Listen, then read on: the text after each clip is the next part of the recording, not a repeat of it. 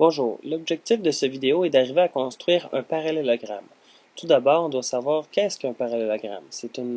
Finalement, un parallélogramme, c'est tout simplement un quadrilatère, donc une figure à quatre côtés qui possède deux paires de côtés parallèles. Alors, comment on peut arriver dans GeoGebra, construire un parallélogramme et ensuite arriver à le bouger, le déplacer, le modifier, tout en s'assurant que notre figure va conserver cette propriété importante qui est de posséder deux paires de côtés parallèles. Alors, tout d'abord, on va utiliser l'outil point. Donc, ici, l'outil point, on va se placer 3 points. Ensuite, avec l'outil segment entre deux points, on va venir faire un premier segment AB. Donc, c'est important d'être précis, de s'assurer de bien cliquer sur les bons points, et un segment BC. Alors, ces deux segments-là, en quelque sorte, ça va être les deux premiers côtés de notre parallélogramme. L'objectif, ça serait d'avoir un autre côté ici qui va être parallèle au côté AB. Donc, comment on peut arriver à faire ça? Ben, en utilisant l'outil droite parallèle. Donc, on va lui dire qu'en cliquant, donc tout d'abord, il faut cliquer sur le point et ensuite sur la ligne.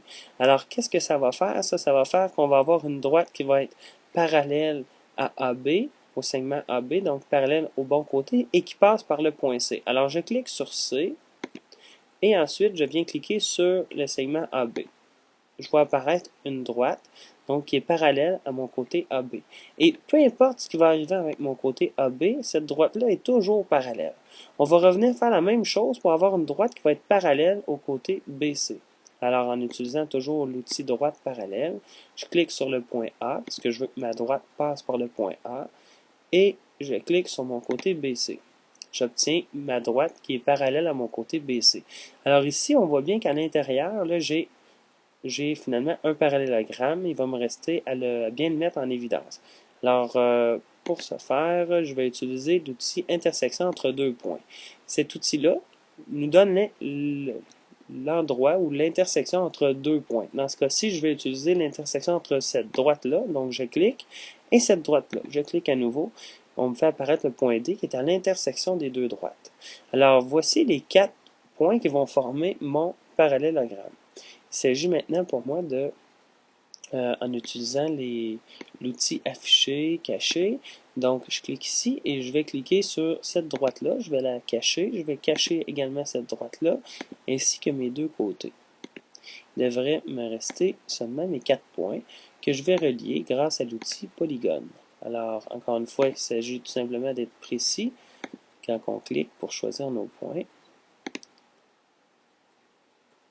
Et voilà, on obtient un parallélogramme. Alors, ce parallélogramme-là, ben, quand on va le déplacer, il va toujours rester un parallélogramme. Si on déplace un de ses côtés, il va rester un parallélogramme. Et ça va être la même chose avec chacun des côtés. Alors, on obtient de cette façon-là un parallélogramme.